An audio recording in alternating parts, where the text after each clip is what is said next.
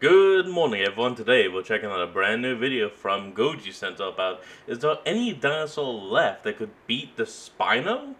And I'm actually curious why they made this video. Well, no, I just mean like why in general. Like I don't have anything against Spinosaurus or Goji Center as a whole, but just why that question in particular? It's not like the Spinosaurus has been undefeated. With the official title release of the new Jurassic World film and rumors circling around about the return of the Spinosaurus, one question has come to mind. Is there anyone else that can actually stand up to this thing? All Jurassic films, in exception of The Lost World, follow the same paradigm when it comes. As far as I know, there's only been one movie with a Spino, and it's the only one that would even be classed as undefeated because it killed the component. To Dinosaur Showdown.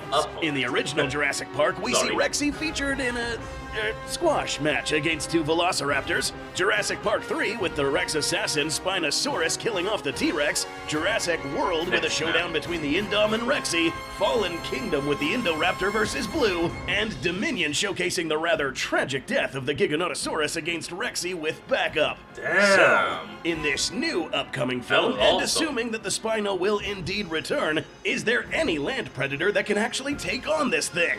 To set things clear before... Okay, land dinosaurs. That makes it a lot clearer about why, because this thing would be completely just fish food to a Mosasaurus. Before we move on, while watching this, keep in mind that this episode is not intended to make predictions on what will happen in the next movie, but rather to kind of set the stage and answer certain questions. That being, which of the large predatory dinosaurs that are still alive in this cinematic universe is still able or is in enough shape to defeat the Spinosaurus? In this episode, we'll also assume that this Spino, the one we saw from Camp Cretaceous, is the same one from Jurassic Park 3. There is the matter of this same Spinosaurus being depicted as deceased in the game Jurassic World Evolution 2, the cause of death getting jumped by a bunch of raptors. However, this could have been an alternative timeline, since it was confirmed that the Spino from Camp Cretaceous was the same Spino from Isla Sorna. And also the fact that in this game you can hear the phone ring inside Spino's stomach, when in the movie, the Spino had already shitted it out. So, for this episode, we'll just pretend at least that this guy is still in fact alive. The synopsis of the new Jurassic World movie reads that 5 years after the events of Jurassic World Dominion, the planet's ecology has proven inhospitable for dinosaurs, and the remaining ones exist in isolated equatorial environments resembling the one in which they once thrived. Here's where it gets interesting. The three most colossal creatures within that tropical biosphere hold the key to a drug that will bring miraculous life savings benefits to humankind. It is said that these three are the largest amongst land, sea, and air. The last and largest land predator in this cinematic universe being the Spinosaurus, measuring at around 54.8 feet in length, perhaps more. I'll be honest, I've been out of the Jurassic loop for a while, so I have no idea what the hell they're even talking about. Making it almost a whole 5 feet longer than the Giganotosaurus from Jurassic World Dominion. To lay this simply, to better answer the question, here are all the large theropods that have appeared, starting with Rexy, Buck and Doe from Jurassic Park The Lost World, the Spino itself from Jurassic Park 3, who is now much bigger, the Indominus Rex, and Giganotosaurus. We'll also add Big Edie and Little Edie from Camp Cretaceous as well. So, which of these are still alive? Big Edie and Little Edie are still alive in the Camp Cretaceous timeline. The Giga, unfortunately, is dead. The Indominus' skeleton is sitting in the bottom of the lagoon in Nublar, and at this point in time, there are currently big question marks as to the current status of the Buck, Doe, and Rexy, the oldest out of this batch. Because this film takes place 5 whole years after the events of Jurassic World Dominion, saying that these two and Rexy are still alive is kind of pushing it. T-Rex during the Cretaceous would have lived anywhere between 28 to 30 years of age, with exceptionally healthy T-Rexes being able to live a little bit more. Sue, for instance, was likely past her 30s, some ailments such as minor arthritis or some sort of infection. If Rexy was still alive at this point, she and the Buck and Doe would have been crossing more than 35 years of age, which is too old for a T-Rex. And if they are still alive, they would be nowhere near good conditions to take on another large theropod without incurring fatal injury. T-Rex just so happens to be an example of a type of dinosaur that grows fast, but burns out rather quickly. But what about the Spinosaurus? Is this Oh, you know what? A T-Rex could be compared to the whole saying that the candle that burns twice as bright only lasts half as long. guy too old as well? There isn't much data on Spinosaurids, specifically on lifespan. Despite this, we can draw a conclusion based on how old carnosaurs are in relation to their size. Go on. Holotypes such as that of Meraxes and an especially old Giganotosaurus show evidence that some of these guys could live up to half a century. The bigger the 50 carnosaur, the years? longer the lifespan. Meaning that there is a good chance that Spinosaurus could have lived long lifespans as well. And in the Jurassic franchise, we may be looking at a Spinosaur who may not be in his prime, but is also not too old to be absolutely useless in combat. And given that this still guy take is a still kick the him. largest theropod dinosaur in the franchise, it will take something special to take down the spined reptile. If this one kept picking his fights carefully and did not incur any catastrophic injuries throughout its life, this fella may be able to still live for quite some time.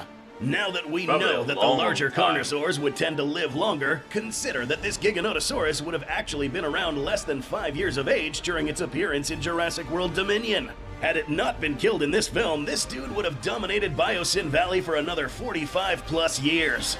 Similarly, if we assume that Spino could have lived remotely close to this, he would still have a good 10 solid years under his belt before he starts to feel the effects of old age. So, is there Impressive. really anyone strong enough to stand a chance here?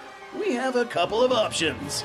The T-Rex duo seen in Camp Cretaceous, Big Edie and Little Edie, may actually stand a chance. Now, these aren't just any yeah? T-Rexes. If you remember, these two would have been held in an artificial environment where they would be observed, taken care of, so that they can fight repeatedly against other dinosaurs. Forced to fight against her will and surviving repeated encounters against other dinosaurs, the young one in particular may grow up to be a hard challenge for an adult Spinosaurus. Her mother, Big Edie, wasn't necessarily a small specimen either, reaching No, lengths pretty that rivaled big. Rexy, meaning her offspring, if she lived a healthy life, could have been just as large as Rexy herself in her prime.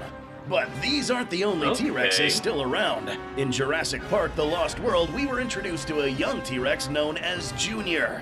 Now, Oh, this guy yeah. at this point in time would be a full-grown adult, admittedly reaching his later years. We'll get to where this animal might be in a little bit, but we must first speculate Yeah, that on is whether or not this Junior. guy is in proper shape to take on a Spinosaurus.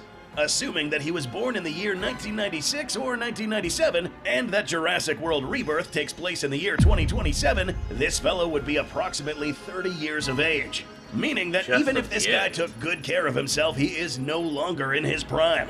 Not to mention that his parents were not the largest Rexes seen in the franchise, with both being slightly shorter than Nublar's Rexy. So, would Junior be a better pick than Little Edie? Probably not. And there's also the matter of Oh, now it makes sense what I would call Buck and Doe. I get it now. Junior's whereabouts. Some speculations have it that if this guy is still alive, he may be currently in the Biosyn Sanctuary. However, given the movie's synopsis, we are informed that any dinosaurs that are still alive would be located near the equatorial belt, the more tropical regions and coincidentally right where Cinco Muertes are at. In this Oh, particular perfect. location, the only land predators that would actually pose a threat to this now adult Spino would be any T-Rexes that live on Isla Sorna, if there are any left. The last whereabouts of a Spinosaurus in this series was in Manticorp Island, a place located east of Nublar, closer to the Costa Rican mainland. Given that Spinosaurus is an aquatic dinosaur, it's really not too Semi-aquatic. far-fetched for a very motivated Spino to make his way back to his home turf on Isla Sorna, as long as he avoids running into an especially hungry Mosasaurus, or somehow transported back to this island. This way, Spinosaurus would be living amongst the creatures that may pose a threat once again. So, besides a T-Rex, is there anything else that can stand up to this Spinosaurus? On land? Well, here's the I don't think it's so. already established in the lore that there are several labs around the world cooking up new species, some of which haven't been introduced yet, such as other big theropods like Carcharodontosaurus or Maposaurus, two other large carnivores that with a few genetic tweaks may still pose a considerable threat for Spinosaurus. Not to mention the possibility of introducing other big dromaeosaurs such as Utah Raptor. Hell, you know what? I bet you guys at Goji Center could devise probably the perfect dinosaur to take it out. Besides this, however, there's really nothing on land besides any still living healthy T-Rex that can take on the Spino. Something new needs to be cooked up in a lab somewhere. Perhaps the said sinister, shocking discovery that has been hidden for decades could be it. But does Go it on. always have to be this way? For once, this animal may be an example of a villain that was never killed off. An animal that found his way back home and lived out the rest of his days without having to get pitted against another big carnivore. What, you mean like it died of old age or something?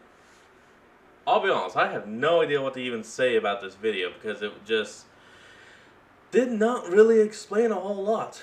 Well, alright everyone, that's going to be the end of today's video, and I hope you all enjoyed this. Remember to like, comment, and subscribe for more, and I'll see all of you next time when we flick back on. Till then, this is Fox, signing out. Peace.